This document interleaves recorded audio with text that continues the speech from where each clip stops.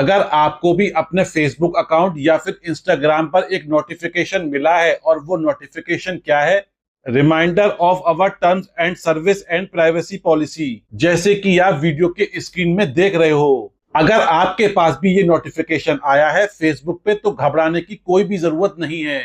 लेकिन ये भी ध्यान देने वाली बात है, इसे एक सामान्य नोटिफिकेशन देखकर इग्नोर करना भी सही नहीं होगा, क्योंकि इस नोटिफिकेशन में मीटा आपको बता रहा है कि आपको फेसबुक का इस्तेमाल करते में कौन कौन से पोस्ट आप कर सकते हो, आपकी प्राइवेसी कैसे हैंडल होती है, और साथ में ये भी बता रहा है एआई टूल यूज करते में कौन कौन से नियम लागू होते हैं। और जानने वाली बात यह भी है, क्या इस अपडेट की वजह से आपका जो चैनल है यानी फेसबुक का अकाउंट है या फिर पेज है, अगर आपका पेज मोनेटाइज हो गया है तो क्या वो खतरे में आ सकता है।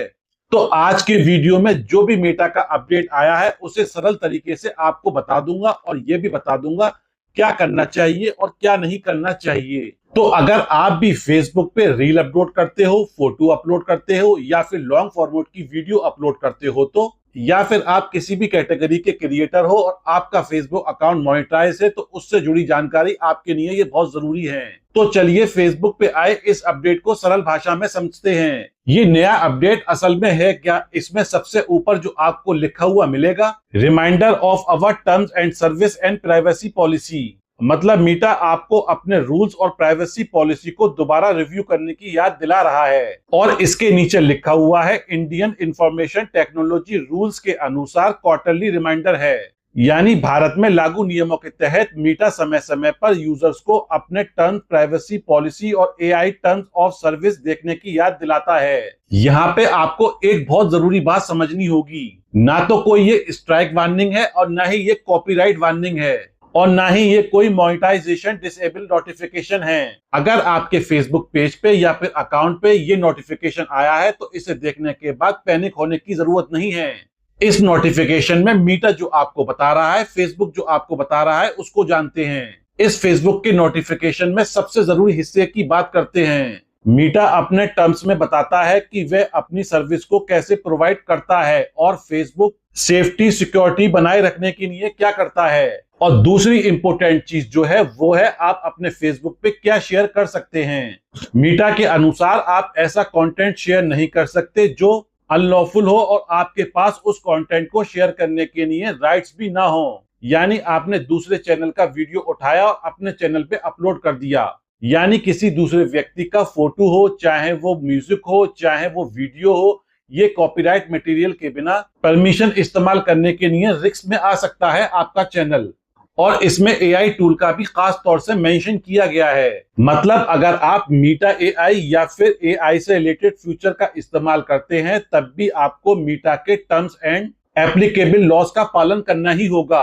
और हाँ, तीसरी और सबसे इंपॉर्टेंट बात, अगर कोई भी व्यक्ति मीटा के टर्म्स, कम्युनिटी स्टैंडर्ड या एप्लीकेशन लॉज को वॉलिकेशन करता है तो मीटा सिचुएशन के हिसाब से आपके अकाउंट पे एक्शन ले सकता है। इसमें कंटेंट को रिमूव करना, अकाउंट या किसी मीडिया प्रोडक्ट की एक्सेस को रिस्ट्रिक्ट या ब्लॉक करना जैसी कार्रवाई शामिल हो सकती है।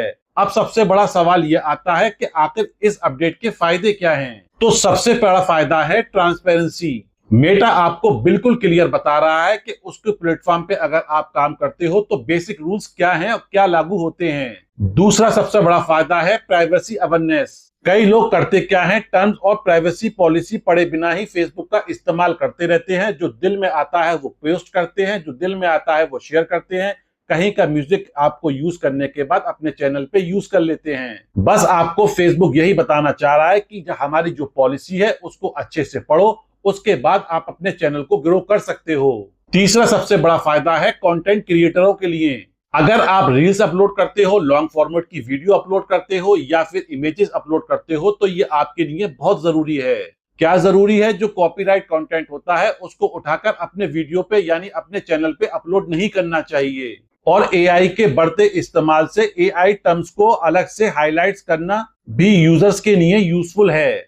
नुकसान या रिस्क, अब बात करते हैं क्या नुकसान हो सकता है। इस नोटिफिकेशन पे किसी के चैनल पे कोई भी नुकसान नहीं है, मीटा खुद कह रहा है no changes have been made to these documents at this time, यानी इस समय डॉक्यूमेंट्स में कोई भी बदलाव नहीं किया गया है। लेकिन इनडायरेक्ट रिस्क जरूरी है।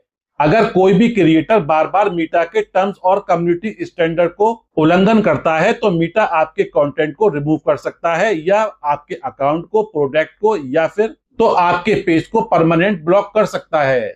और अगर आप फेसबुक पे काम करते हो तो आपके लिए सबसे जरूरी है कंटेंट मॉनिटराइजेशन पॉलिसी। तो इस नोटिफिकेशन को देखकर घबराने की कोई जरूरत नहीं है। इस नोटिफिकेशन से सीखने की ये जरूरत है, जो भी आपका कंटेंट हो वो ओरिजिनल होना चाहिए, आपका खुद होना चाहिए, किसी का आपका कंटेंट उठाकर यूज नहीं करना चाहिए। यानी क्वालिटी, ओरिजिनलिटी और चेक। तो ये इंडिया के इंफॉर्मेशन टेक्नोलॉजी रूल्स के तहत दिया गया एक क्वार्टरली रिमाइंडर है, जिसमें मीटा आपको अपने terms of service, privacy policy और एआई टर्म्स की सर्विस रिव्यू करने के लिए कह रहा है। अगर आपके फेसबुक पे भी ये नोटिफिकेशन आया है तो इसको पढ़ने के बाद आप क्लोज कर सकते हैं, कोई भी प्रॉब्लम नहीं है। लेकिन हमेशा ध्यान रखिए, ओरिजिनल कंटेंट बनाइए, कॉपीराइट का ध्यान रखिए, हार्मफुल जो कंटेंट होता है उससे बिल्कुल बच के रहिए, और फेसबुक की कम्युनिटी स्टैंड को पूरी तरीके से फॉलो कीजिए। अगर आप फेसबुक पे काम कर रहे हैं तो ऐसी नोटिफिकेशन को इग्नोर नहीं करना चाहिए, पूरी तरीके से अच्छे से उसे पढ़ने के बाद आगे काम करना चाहिए। अगर आपको ये वीडियो हेल्पफुल लगी हो तो इस वीडियो को लाइक, चैनल को सब्सक्राइब, बेल आइकन भी जरूर ओपन कर दें।